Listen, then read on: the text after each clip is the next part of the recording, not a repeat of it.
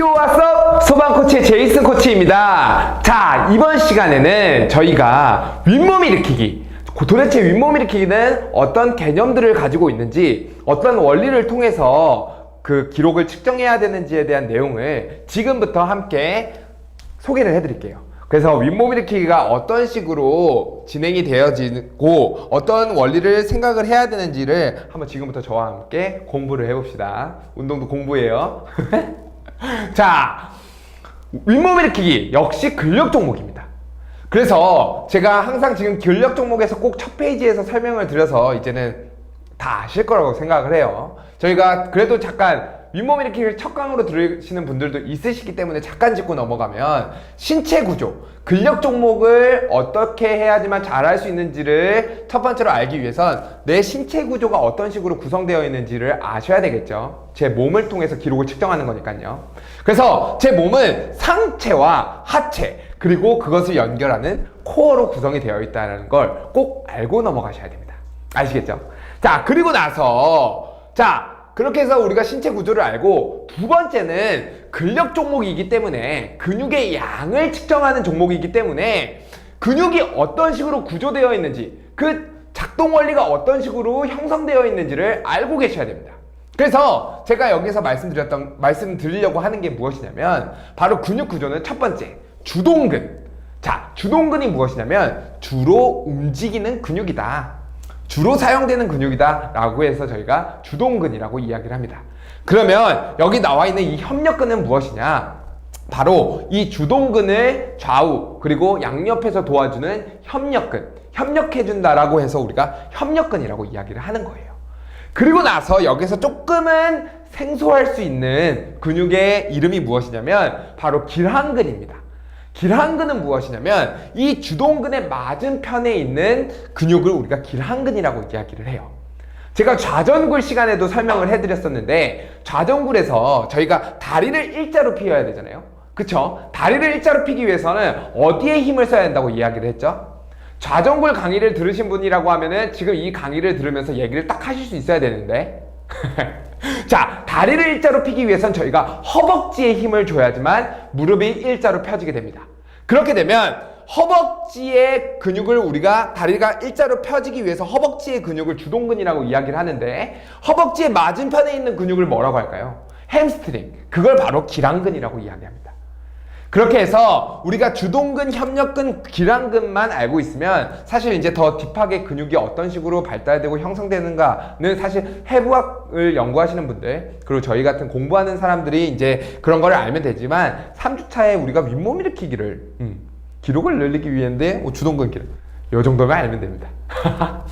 자, 그렇게 돼서 제가 간단하게 설명을 드리면, 윗몸 일으키기에서 사용되는 근육은 바로 등, 그리고 상복근, 그리고 이 하복근이 됩니다. 그래서 얼만큼 등, 상복근, 하복근을 통해서 제 몸을 빠르게 상체를 올릴 수 있느냐의 여부에 따라서 기록이 측정되는 거고요. 그렇기 때문에 내가 등에 얼만큼 근육을 갖고 있냐, 그리고 상복근에 얼만큼 남들보다 근육의 크기를 크게 갖고 있냐, 하복근의 근육을 크게 갖고 있느냐에 따라서 그게 기록, 수치로 환산이 되게 되는 거죠.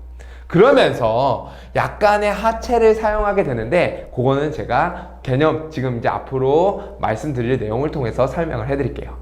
자, 그렇게 돼서 저희가 윗몸 일으키기를 제가 어떤 식으로 구분을 지어놨냐면 바로 세 가지의 작동 원리로 제가 구분을 지어놨습니다. 우리가 이제 손을 가슴 쪽에다가 댄 상태에서 상체를 위로 올리게 되는데, 이런 식으로요. 제가 먼저 한번 보여드릴게요. 이런 식으로 올리게 되는데, 사실 보이지 않지만 첫 번째로 저희가 사용되는 근육은 바로 이 등 근육입니다. 그래서 등의 힘을 통해서 우리 몸이 살짝 위로 올라오게 되는 거죠. 등이 쭉 펴져 있는 상태에서 등이 구부러지면서 접히면서 등의 힘을 사용하면서 제가 살짝 올라오게 되는 거고, 그 다음에 사용되는 근육이 바로 이 상복근입니다. 그래서 상복근에 힘을 주면서 제 몸이 말리게 되는 거죠. 이때 보다 더 상복근에 힘을 잘 주기 위해서는 바로 이 턱을 가슴으로 붙이는 팁이 하나 있습니다.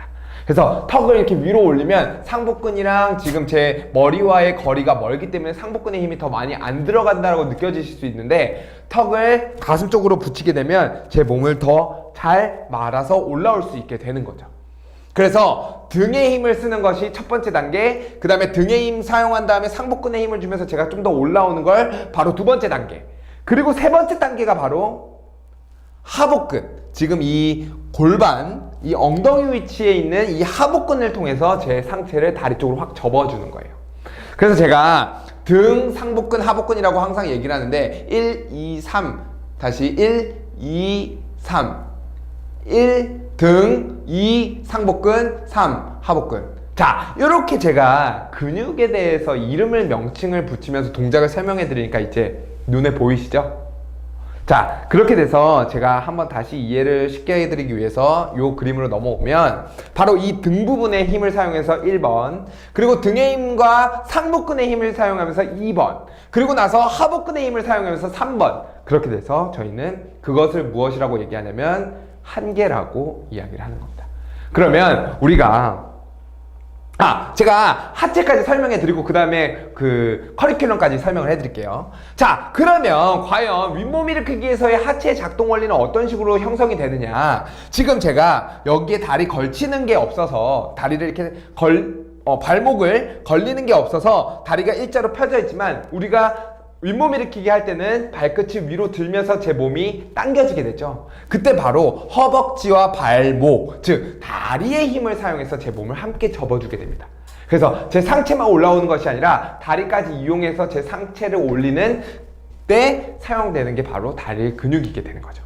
그래서 아마 윗몸 일으키기를 하실 때 모두 다 발끝이 왔다 갔다 라고 하고 계실 테지만 그거에 대해서 생각을 안 하셨을 뿐이에요. 아시겠죠?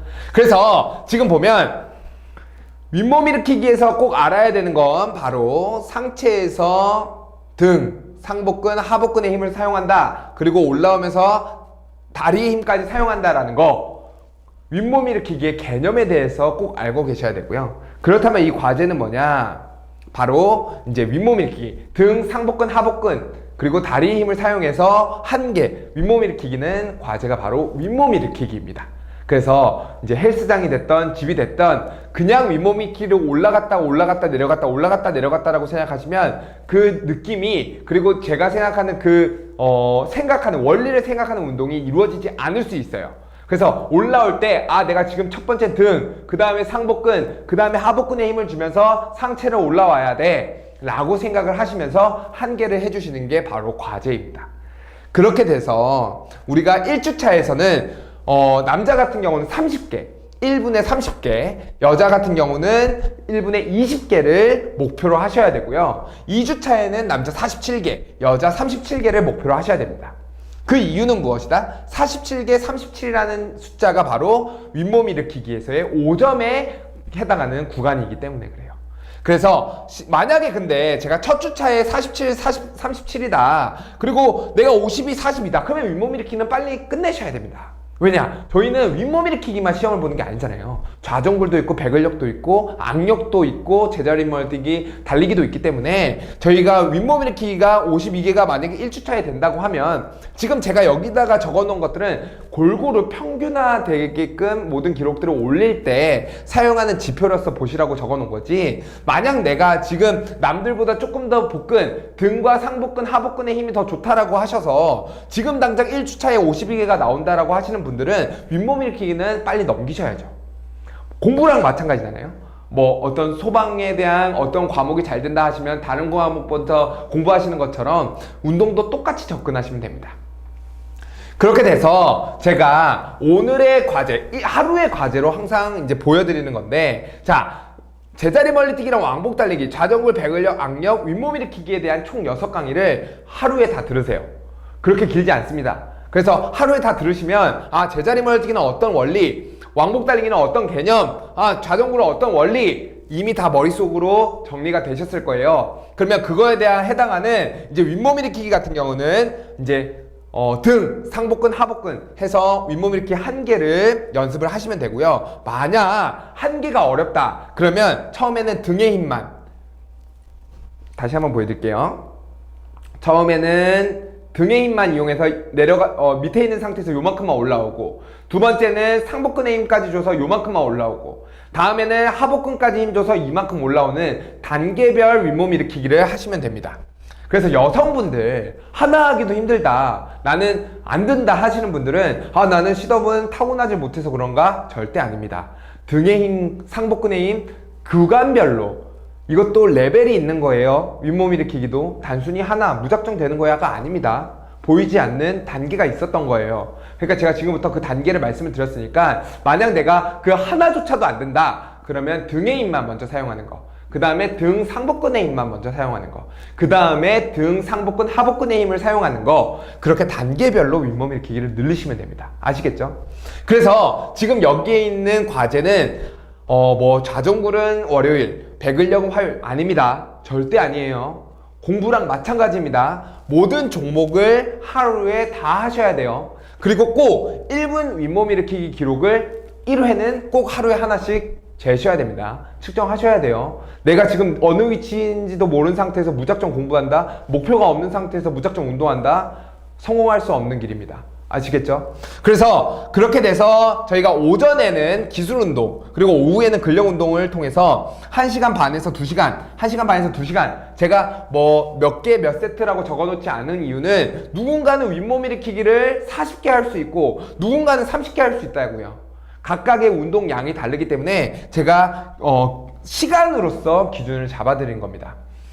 제 커리큘럼을 따라오시려면 기본 하루에 4시간, 3시간에서 4시간 운동은 꼭 하셔야 돼요. 제가 지금 여기에서 적어놓은 과제들을 꼭 수행해 주시고요. 윗몸 일으키기는 그 부분에 여기에 포함된다는 거 꼭 생각을 하시고, 그렇게 해서 과제를 매일매일 꾸준히 해주셔야 된다는 걸 꼭 이야기를 해드리고 싶습니다. 그래서 마지막으로, 자, 똑같은 내용이죠. 원리를 생각하는 운동. 윗몸 일으키기의 원리는 이렇지. 등, 상복근, 하복근, 그리고 올라오면서 발끝이 들면서 다리 힘까지 사용한다. 윗몸 일으키기의 개념을 생각하시면서 운동을 하셔야 된다는 거 꼭 말씀드리고 싶고, 그리고 운동은 타고나는 것이 아니라 만들어지는 것이다. 운동을 항상 난 타고나지 못했어, 그러니까 안 되는 거야 라고 생각하시는 분들은 절대로 그런 생각 안 하셔도 됩니다. 제가 윗몸 일으키기 한 개가 안 돼요, 그러면 그 이유가 뭐라고 했죠? 내가 타고나지 못해서. 아니에요. 절대로 아닙니다. 등의 힘, 상복근의 힘, 하복근의 힘이 남들과 부족하기 때문에 그래요. 1분에 남자 만점 52개, 여자 만점 42개에 1분 동안 내가 할 수 있는 등, 상복근, 하복근의 힘이 있는 것이 만점인 것이지, 타고난 것이 만점이라는 것이 아니라는 것입니다. 아시겠죠? 자, 그렇게 돼서 윗몸 일으키기, 제가 지금까지 말씀드렸던 거 이제 이해하셨고, 윗몸 일으키기는 이런 거다라고 생각이 드셨을 거예요. 그러면 거기에서만 멈추시면 절대로 안 됩니다. 공부에서도 예습과 복습이 있듯이 이제 본인의 것으로 만드는 우리 과제를 수행하는 시간을 지금부터 한번 가져볼게요.